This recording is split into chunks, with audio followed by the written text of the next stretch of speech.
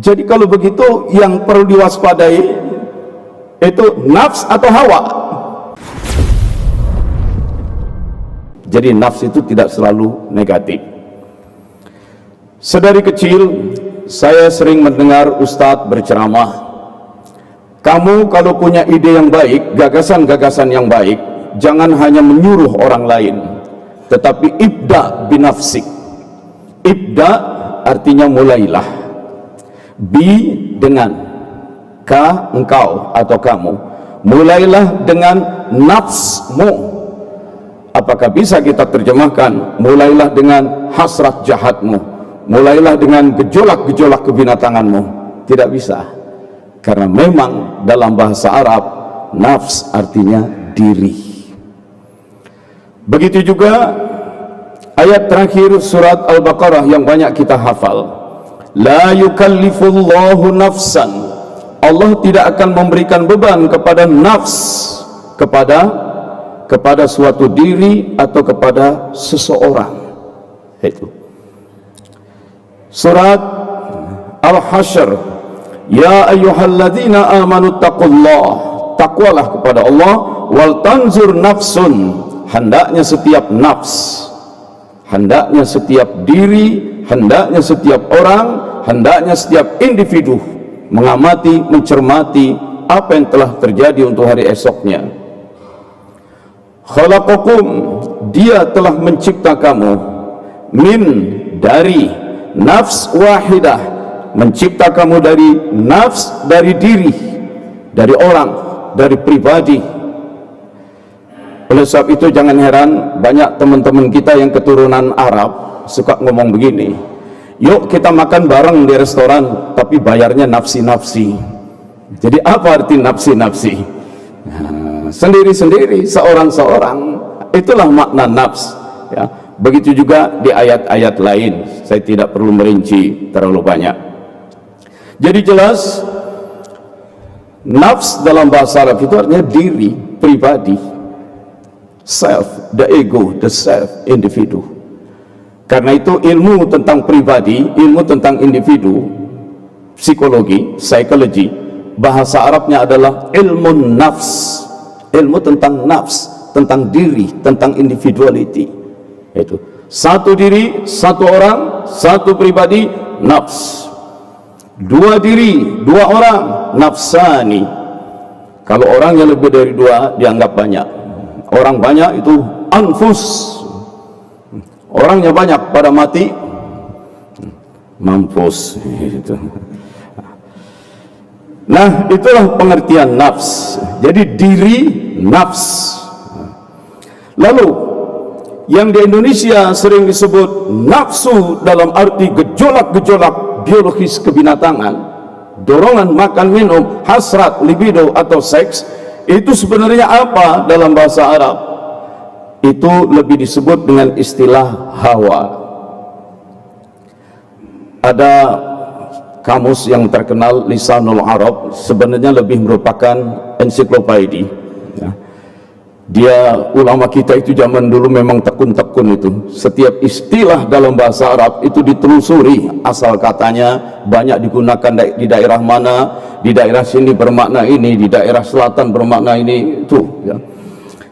Dijelaskan bahwa kata-kata hawa atau ahwa atau inhawa, makna dasarnya adalah sakoto. Sakoto itu jatuh. Jatuh itu suatu tendensi menuju rendah, kecenderungan rendah. Jadi makna hawa adalah selera rendah.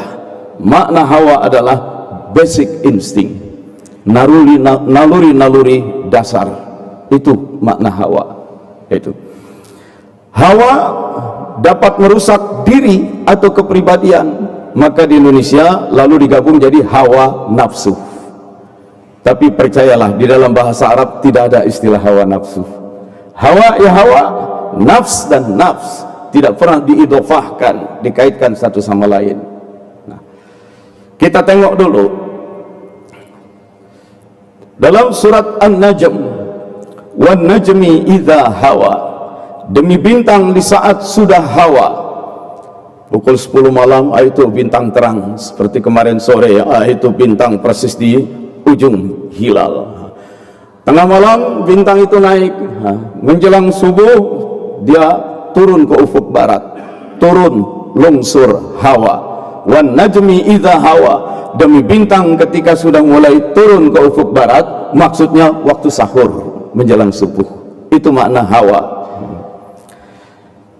Juga surat An-Nisa, fala tattabi'ul hawa, jangan kalian perturutkan al-hawa.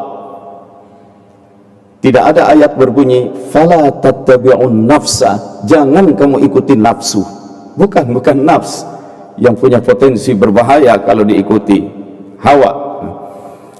Jadi hawa itu artinya adalah basic instinct, biological instinctive desire, dorongan-dorongan naluriah biologis, yang kalau kita cermati lebih dalam, hawa bisa merupakan dorongan konsumsi. Kalau kita sudah lapar, lapar itu adalah hawa, kecenderungan dorongan biologis. Haus, itu juga hawa. Dan dari apa yang dimakan dan diminum, ada yang menjadi ampas, dan ampas itu pun harus dibuang, dikeluarkan. Maka dorongan biologis untuk mengeluarkan ampas itu pun hawa. Kebelet pipis, kebelet itu hawa. Itu. Dari apa yang dikonsumsi, ada yang tidak dibuang sebagai ampas, tapi diproses sebagai alat untuk membentuk keturunan, menjadi mani, mani laki-laki sperma, mani perempuan ovum. Dan kalau mani memang sudah waktunya harus keluar, ada kecenderungan, dorongan untuk mengeluarkan mani, itu hawa. Kita lebih mengenalnya gejolak seks, libido. Dan sebagai hawa, sebagai naluri dasar biologis, sebagai insting itu tidak memerlukan kesadaran. Orang lapar atau haus tidak perlu sadar atau tidak sadar. Tidur pun justru tidur malah bisa terbangun saking laparnya. Yang namanya kebelet pipis itu juga tidak perlu argumen, tidak perlu dalil. Maka hasrat reproduksi itu, hasrat untuk mengeluarkan mani, kalau sudah waktunya dia muncul begitu saja, tidak perlu dalil, tidak perlu kesadaran. Maka banyak bapak-bapak di pagi hari, orangnya belum bangun tapi keponakannya udah bangun duluan itu. Nah, dan kalaupun sudah ada dorongan itu, dalam keadaan tidur pun bisa keluar juga. Lihatlah binatang, setelah kenyang makan, minum, dia dia kawin, apa yang dilakukan oleh binatang? Mencari tempat yang nyaman lalu tidur, hibernation. Maka yang namanya ngantuk, kecenderungan biologis untuk tidur, itu adalah hawa. Beberapa orang juga sudah mulai kelihatan hawanya mulai bergerak, mulai aktif itu ya. Nah, ngantuk itu hawa ya. Lihat juga binatang, setelah bangun tidur apa yang lakukan? Ayam jago kepak-kepakan sayapnya, pak, kukuruyuk. Hasad ekspresi, unjuk diri untuk menarik perhatian pihak lain, terutama para betina, untuk mendapatkan atensi, mendapatkan afeksi, perhatian dan kekaguman ya. Kita yang punya kucing, pagi sarapan kucing gesek-gesekan badannya di kaki kita, meong cari perhatian, itu hawa, naluri dasar kebinatangan.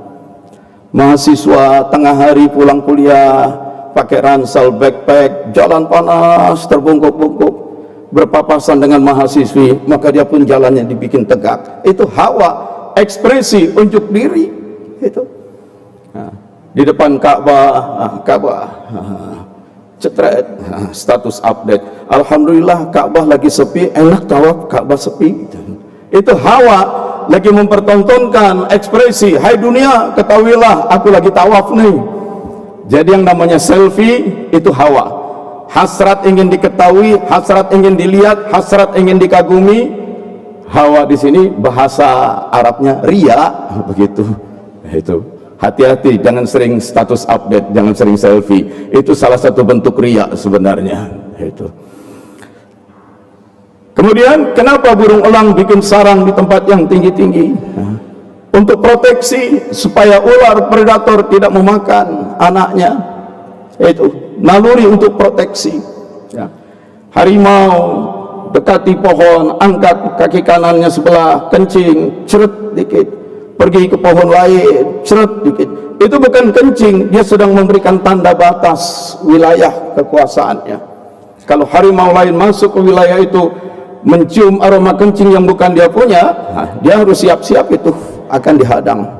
Itu ya. Di kampung-kampung di ujung-ujung gang banyak anak-anak muda nongkrong main gitar. Ada penghuni kampung itu masih baru, dia jalan, maka ada kecenderungan yang duduk-duduk di ujung gang itu menatap dengan sorot tajam, ingin menunjukkan, nih kampung gua pribumi di sini, hasrat untuk dominan.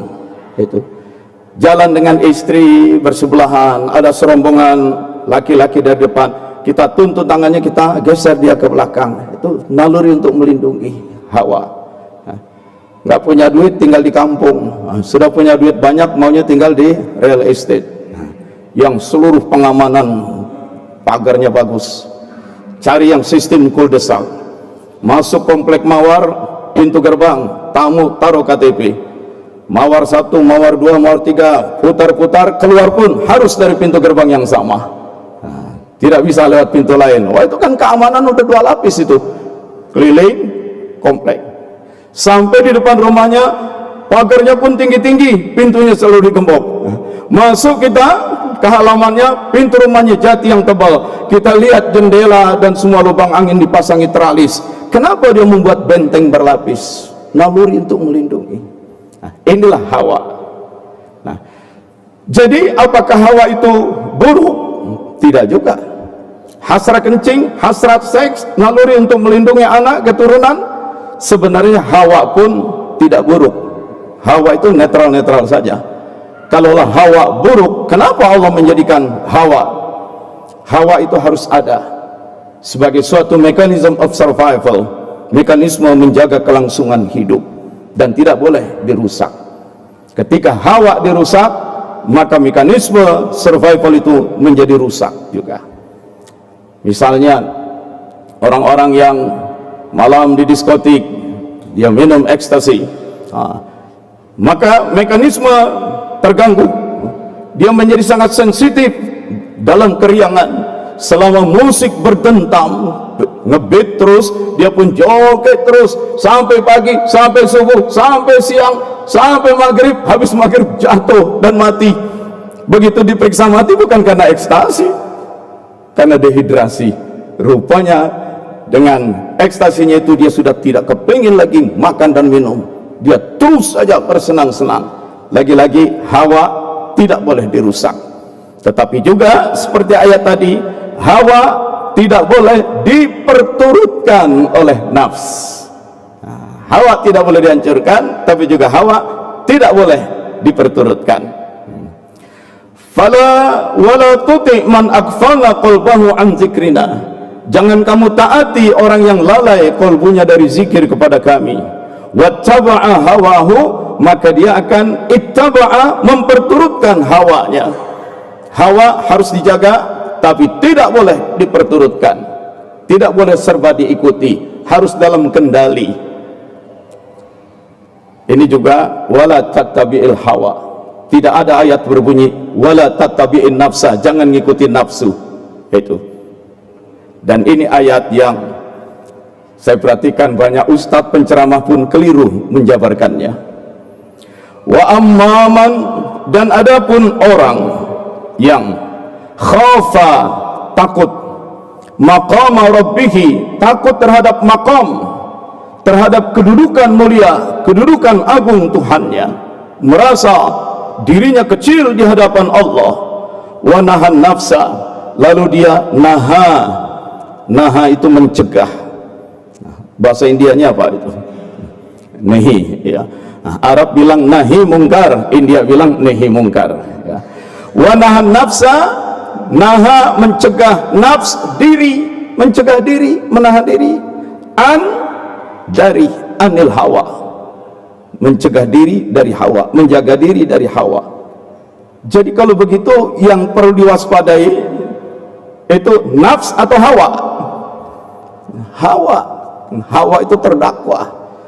Tapi kenapa banyak ustadz penceramah mengutip ayat ini, wa nahan nafsa, maka Bapak Ibu sekalian, kita harus nahan nafsu. Bunyinya mirip.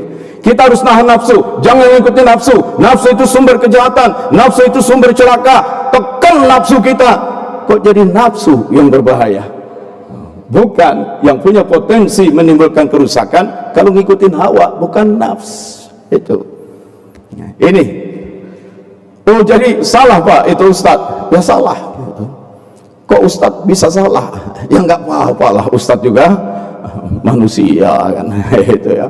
Iya, tapi kalau yang namanya Ustadz kan udah belajar bahasa Arab, mestinya nggak salah dong. Sekolahnya aja apa dari IAIN, gelarnya aja SAG, Sarjana Alam Gaib, katanya. Kok bisa salah juga? Ya nggak apa-apa, Ustadz juga manusia. Itu ya. Nah, jadi jelaslah, cermati jangan sampai memperturutkan hawa. Apa itu hawa? Ingat saja arti dasarnya, jatuh. Apa itu jatuh? Tendensi menuju rendah. Apa itu hawa? Naluri biologis kebinatangan. Ada pada pohon sebagian tumbuhan, ada pada binatang, dan ada pada manusia. Termasuk hawa itu adalah gejolak makan nggak berhenti-berhenti, ngemil terus. Lalu ada yang bilang, oh pantas Pak, kaum hawa itu gembrot-gembrot, katanya. Loh, kaum hawa yang mana? Ya istrinya Nabi Adam tipenya itu. Bukan. Kalau hawa itu, lihat nih tulisannya pakai huruf H kecil, hawa. Sedangkan yang kita bahas pakai H besar, hawa.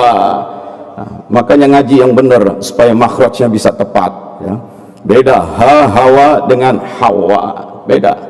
Sama dengan a hamzah alif, alim, dengan ain alim, itu beda. Alima mengetahui, ilmu, alim ilmunya mendalam. Dia orang yang alim, seorang alim, jamaknya ulama, ilmunya mendalam. Beda dengan alim, falahum adzabun alim, maka untuknya ada azab yang alim. Alim itu sadis, keras, menyakitkan. Oh dia alim loh, sering ngaji ke masjid taklim. Iya memang alim, ngajinya rajin tapi sama mertua pelit banget. Itu. Nah itu alim, bukan alim. Bapak Ibu mau dikenal sebagai orang alim atau orang alim? Coba sebutkan. Alim. Masih kurang pas. Alim. Tuh nyebutinnya aja masih belum pas, gimana jadi alimnya itu ya. Oke, ya. Kecuali orang-orang yang memang setelan lahiriahnya dari dulu sudah sulit ya. Seperti orang-orang Makkah dan Yaman, itu agak sulit menyebut huruf qaf, qala yaqulu, cenderung mereka ucapkan qala yaqulu. Al-Qur'an. Ada kan tokoh-tokoh masyarakat kita, Abdul Hamid Al-Qadri, mereka baca Al-Gadri. Tahu nama fam, namanya As-Segaf. As-Segaf itu tulisannya alif lam sin qaf alif fa. Kalau kita baca itu Saqaf, tapi mereka baca As-Sagaf. Jadi kita pun ikut As-Segaf. Itu. Jadi kalau Mekah, Yaman itu qaf jadi G ya. Al-Qur'an, aqulu laka jadi agullak, itu setelan asli itu. Beda dengan Mesir. Mesir itu bunyi jim, mereka baca G. Nama presiden mereka dulu Jamal Abdul Nasir, mereka menyebutnya Gamal Abdul Nasir. Jamal panjang, itu artinya ganteng. Tapi kalau pendek, Jamal, mereka bacanya Gamal. Yang masuk ke bahasa Inggris jadi camel, onta itu. Maka kalau punya teman namanya Jamaluddin, Anda harus panggil panjang. Jamal, ganteng, sini. Jangan dipanggil pendek, mal, sini mal. Tak, onta, sini tak. Itu. Panjang pendek berubah makna. Itu, ya. Itu Mesir. Syam, daerah Syria, Lebanon, Palestina, Jordania. Kalau bunyi A di ujung kalimat, itu dibaca jadi E. Siapa nama Menteri Palestina? Tulisannya Ismail Haniyah, mereka baca Haniyeh. Saya punya kawan namanya Salamah, mereka siapa namamu? Salame itu. Maka jangan heran siapa qori kita yang kalau baca Quran nafasnya terkenal paling panjang itu Muammar, Muammar ZA. Itu sering memperagakan dulu di televisi teknik-teknik pembacaan Quran dengan qiraah yang beragam. Wadduha wadduha wal-laili idza saja. Itu sah-sah saja boleh. Memang qiraah sab'ah ada 7 macam kok. Itu ya. Saya dengan istri naik taksi di Maroko. Sopirnya setel radio, orang baca Quran. Bismillahirrahmanirrahim. Alif lam re. Istri saya kaget, nengok. Iya memang begitu di Maroko begitu. Nanti kita maghrib kita sholat di Masjid Agung, betul imamnya wadduha wal laili idza saja ma wadda'aka rabbuka wa ma qala. Jadi karena memang setelan lahiriahnya begitu.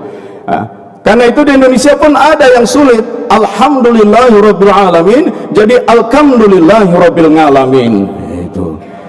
Allahumma sholli ala sayidina Muhammad. Kan harus tipis Muhammad jadi Muhammad. Nah, itu boleh ya. Atau baca juz amma lakanud lakanui, begitu. Nah itu memang setelan alamiah itu ya. Tapi semestinya anak-anak kita dari kecil belajar makhraj, yaitu bagaimana mengeluarkan huruf. Jadi jangan bilang wah kaum Hawa itu dorongan makan minum maka kaum Hawa itu gembrot-gembrot. Bukan, itu Hawa. Nah, itu.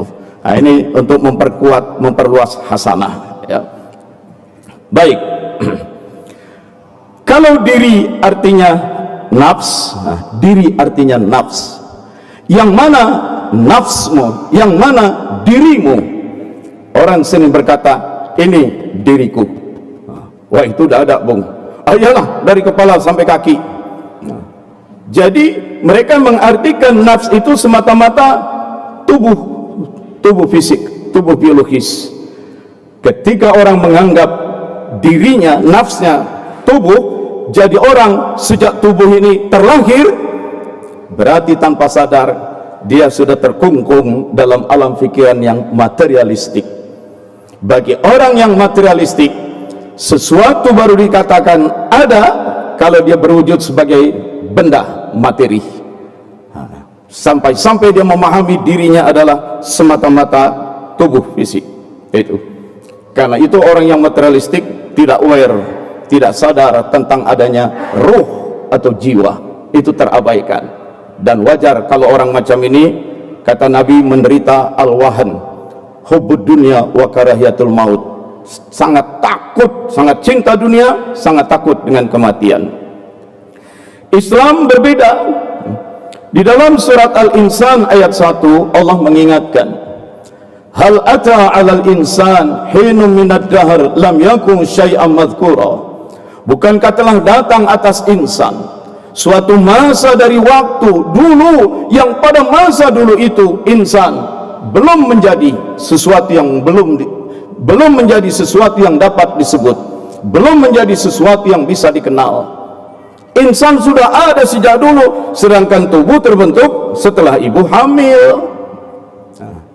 Nah, insan yang sudah ada sejak dulu, yang belum menjadi sesuatu yang dapat disebut, itu adalah insan yang dalam wujud ruh.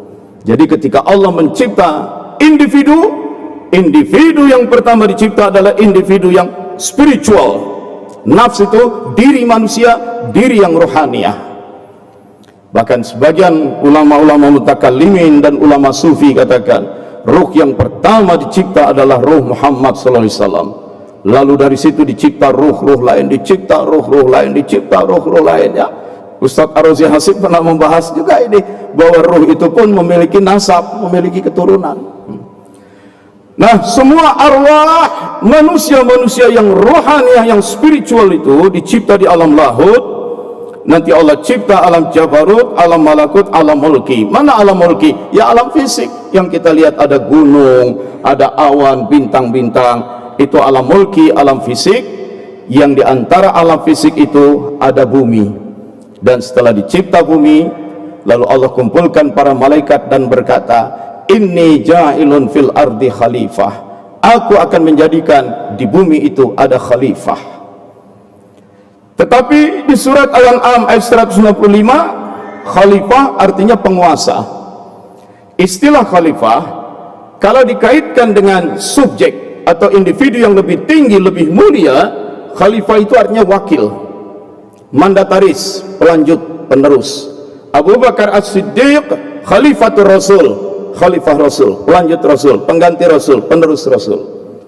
Tetapi istilah khalifah kalau dikaitkan dengan objek yang lebih rendah, khalifah itu artinya penguasa, pengendali. Maka di Al-An'am, dialah yang menjadikan kamu sebagai khalaifal ard, khalifah-khalifah bumi. Khalifah di sini penguasa, pengendali bumi. Maka biasanya disebut manusia khalifatullah fil ard, wakil Allah untuk menjadi khalifah, penguasa bumi. Itu. Maka manusia-manusia yang rohaniah itu, yang disiapkan untuk menjadi khalifah Allah di muka bumi, setelah dicipta di alam lahud, secara bergilir diturunkan ke muka bumi.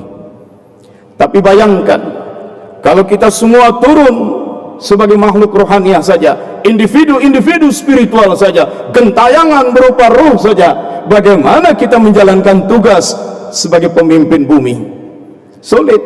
Untuk mencegah banjir longsor harus menggali tanah. Bagaimana ruh menggali tanah, membuat saluran air? Maka manusia pertama rohaniah, manusia rohaniah pertama yang diturunkan ke bumi, sebelum diturunkan ke bumi, Allah ciptakan dulu dari tanah sebuah konstruksi fisik yang disebut bashar. Ini dijelaskan dalam surat Shad ayat 71. Inni khaliqum basharam min tin, sesungguhnya akulah pencipta bashar. Bashar itu tubuh biologis yang masih hidup. Ketika hayat habis, hayyun hidup, hayatun kehidupan. Hayat kehidupan, bahasa Indonesianya nyawa. Sepanjang hayat masih dikandung badan, hayat dihadirkan di dalam badan, jadilah bashar. Tapi kalau hayatnya, bioenerginya habis, maka bashar turun menjadi badan. Itu. Karena itu ketika Fir'aun mengejar Nabi Musa dan akhirnya tenggelam, Allah selamatkan juga badannya, mayatnya. Allah katakan di ayat Quran, fal yauma nunajjika bibadanika, tapi hari ini tetap akan aku selamatkan badanmu. Sudah mati Fir'aunnya, hayatnya keluar, tapi badannya diselamatkan. Kenapa diselamatkan? Liman khalfaka ayah, untuk menjadi pelajaran bagi orang-orang sesudahmu nanti. Bashar, tubuh biologis yang hidup. Fa idza sawaituhu, apabila sudah sempurna itu bashar, wa nafakhtu fihi, lalu kutiupkan ke dalamnya min ruhi, sebagian dari rohku, sebagian dari roh-roh ciptaanku, sebagian dari roh koleksiku yang sudah kucipta lebih dulu di alam lahud. Manusia yang hakiki, manusia yang rohaniah, nafs yang sebenar-benar nafs, diri individu yang sebenarnya adalah diri individu yang roh, dihadirkan di dalam bashar. Fungsi bashar hanya sebagai cangkang, casing. Manusia yang diturunkan membawa misi dan tujuan hidup, manusia yang roh, manusia yang mengemban tugas dan tanggung jawab, manusia yang roh. Dan ketika roh hadir di dalam bashar, dia terkena kewajiban hukum, dia menjadi mukallaf. Tapi kalau roh sedang dikeluarkan dari bashar, maka bashar, tubuh, tidak terkena kewajiban hukum. Tidur, roh itu dikeluarkan. Karena itu bashar tidak terkena kewajiban hukum, ya. Bashar sampai jam setengah 6, jam 6 belum juga sholat subuh, tidak berdosa. Setengah 7 baru bangun. Begitu terbangun segera lakukan sholat subuh. Paling keponakannya nanya, Om ini sholat apa nih Om? Subuh udah lewat, duha udah masuk. Bilang aja ini sholat subha. Itu ya, subuh di waktu duha. Itu. Nah, kita manusia rohania, diri kita diri yang roh dihadirkan di dalam bashar. Saya ingin meringkas. Ternyata salah satu komponen bashar itu adalah hawa.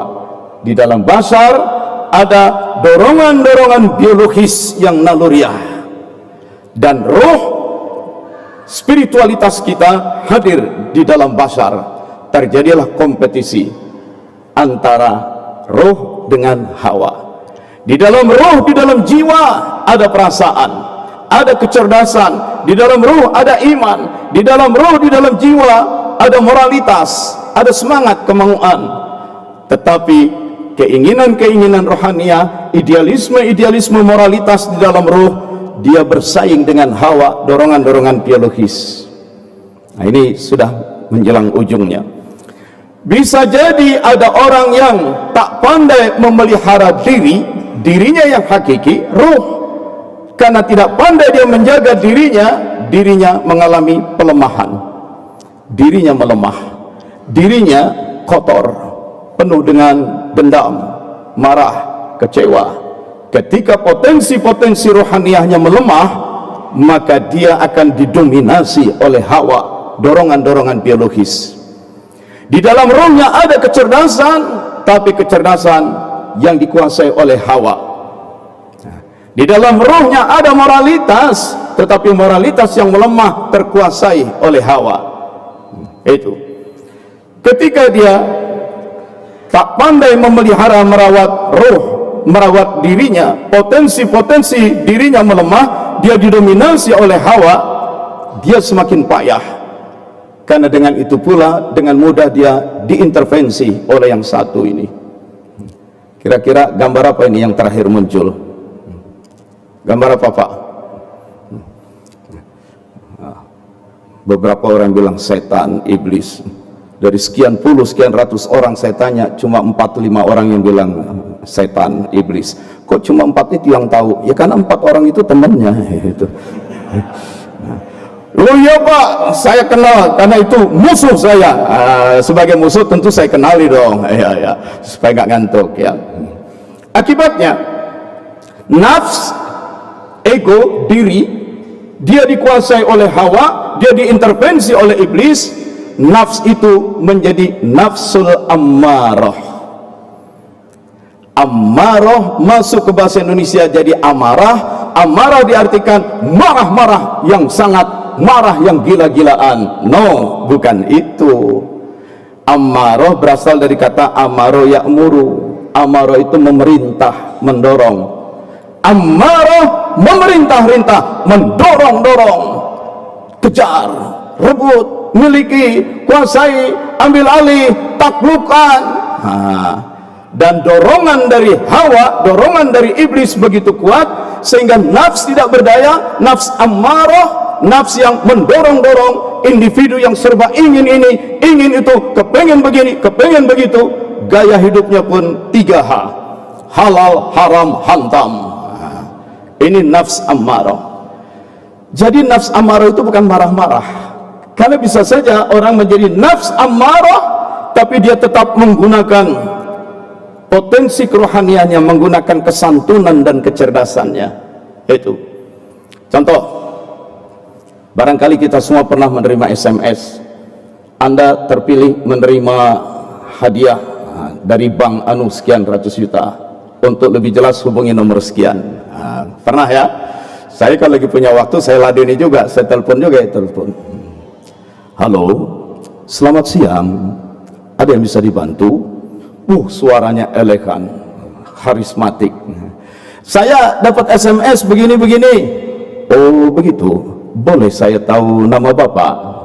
Wafiuddin. Apakah Bapak punya tabungan di bank anu? Boleh saya tahu nomornya? Saya sebutin nomornya.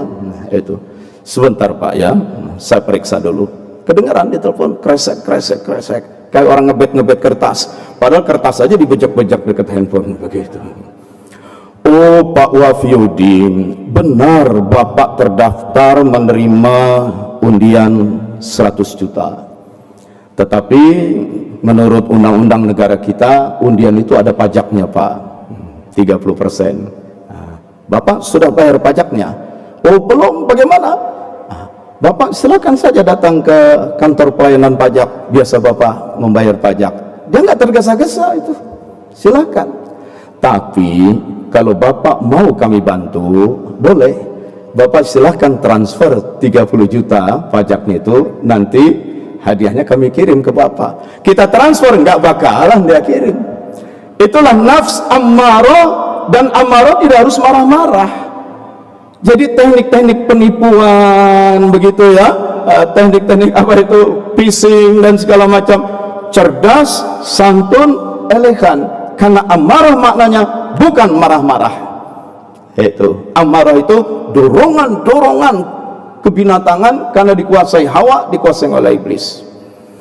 Gaya hidup halal haram hantam, sampai akhirnya sudah pensiun malah dipanggil oleh KPK. Temannya bilang, tenang aja, kamu kan cuma dipanggil jadi saksi. Satu lagi bilang, tapi berapa banyak masuk gedung KPK jadi saksi, keluar pakai rompi oranye, naik jadi terdakwa. Bener juga. Kapan? Bulan depan dipanggilnya. Ada waktu, cepat umroh, berangkat umroh. Di depan Ka'bah sujud nyungsep, nangis terisak-isak. Ya Allah, aku memang salah ya Allah, aku terjebak ngikutin teman ya Allah, tapi tolong ya Allah bikin kasusnya pending ya Allah, aku malu, apa kata besanku, segala macam. Dia nangis terisak-isak dengan penuh sesal, dengan penuh rasa salah. Dia mencerca, memaki-maki dirinya, kamu sih nggak sabaran, kamu sih teledor. Saat orang sedang penuh sesal, itu disebut nafsul lawamah. Lawamah berasal dari kata lama. Lama atau laima artinya menyalah-nyalahi diri, menyesali diri, mencerca diri. Kamu sih nggak sabaran, kamu sih nggak ada puasnya. Dia tobat, nangis penuh kesungguhan, dia menyalahi diri. Dan Allah Maha penerima tobat. Tobatnya pun diterima. Karena tobat diterima, dosa diampuni, maka segala rasa sesal, takut, cemas, bingung, bimbang, ragu, khawatir, penuh ketidakpastian, semua itu oleh Allah dicabut karena sudah diampuni dosa. Diganti dengan ketentraman, dia naik level 3, nafsul mutmainnah. Maka dia pulang umrah dengan tenang. Hari ini pulang, besok langsung menghadap KPK. Penyidik KPK bilang, Bapak dipanggilnya bulan depan, kenapa sekarang udah datang? Ya karena saya udah pulang umroh. Ya umrah itu urusan Bapak dengan Tuhan, urusan hukum harus diselesaikan. Betul, saya tahu, tapi dengan umrah saya tobat, tobat diterima, saya tenang, dosa diampuni oleh Allah, tinggal sekarang selesaikan urusan kemanusiaan. Maka saya datang sekarang, menghadapinya dengan tenang. Silakan periksa. Begitu diperiksa, ditanya sedikit, jabarkan, tanya sedikit, jabar, bongkar semua jaringan. Loh, Bapak ditanya dikit kok jawabnya panjang lebar, bongkar semuanya. Karena saya udah taubat, ini wujud taubat saya. Saya berjanji kepada Allah untuk membongkar semua ini. Kata orang KPK, kalau begitu Bapak masuk kategori apa, whistleblower atau justice collaborator. Nah, karena itu Bapak nanti tetap akan diadili, tapi akan dikurangi hukumannya. Itu. Bukan sih maksud saya ngajarin begitu ya, supaya Anda yang dipanggil KPK buru-buru umroh, ya kalau keburu diampunin gitu ya. Bukan maksud saya begitu ya. Saya pikir selesai sudah, sesuai dengan topik kajian pagi ini. Berkah Ramadan, dengan berkah Ramadan memperbaiki diri untuk lebih baik lagi. Al-iman yazid wa yanqus. Iman itu kadang bertambah, kadang berkurang. Iman itu fluktuatif, persis juga seperti harga saham. Itu. Maka jangan heran di sini pun ada yang kalau harga saham lagi naik, iman pun naik. Itu. Saham turun, dia pun gelisah. Begitu. Ada juga sama itu ya. Nah, maka diri itu fluktuatif, tapi kita terus berusaha mencapai mutmainah, mutmainah. Nah, kenapa kita perlu menjalani Ramadan? Nah, ini lihat ke layar. Jadi ketika sudah mencapai mutmainnah, ketentraman, Allah berikan lagi kekuatan spiritual. Maka dengan ibadah-ibadah Ramadan, dengan puasa, siam, dengan qiyam, maka kita akan melakukan revitalisasi spiritualitas kita. Dan kalau spiritualitas kita menguat, kita akan lebih mampu menekan gejolak hawa, kita akan lebih mampu mempertahankan diri dari tipu daya iblis dan setan, ya. Dan saya tutup pesan Nabi, Ramadan itu siang-siang harinya adalah siang hari yang paling mulia dari segala siang, malam harinya malam-malam yang paling mulia dari segala malam. Jadi di siang hari siam puasa, di malam hari qiyam mengurangi tidur untuk memperbanyak ibadah. Siam qiyam, siangnya hebat, malamnya hebat, itulah Ramadan. Maka saya tidak suka memasuki Ramadan mengirim ucapan selamat menjalani ibadah puasa. Tidak, karena Ramadan bukan hanya puasa. Saya lebih memilih selamat menjalani ibadah Ramadan. Apa itu ibadah Ramadan? Siang hari siam, malam hari qiyam. Begitu. Aku qouli hadza wa astaghfirullahaladzim li wa lakum. Billahi taufiq wa hidayah. Assalamualaikum warahmatullahi wabarakatuh.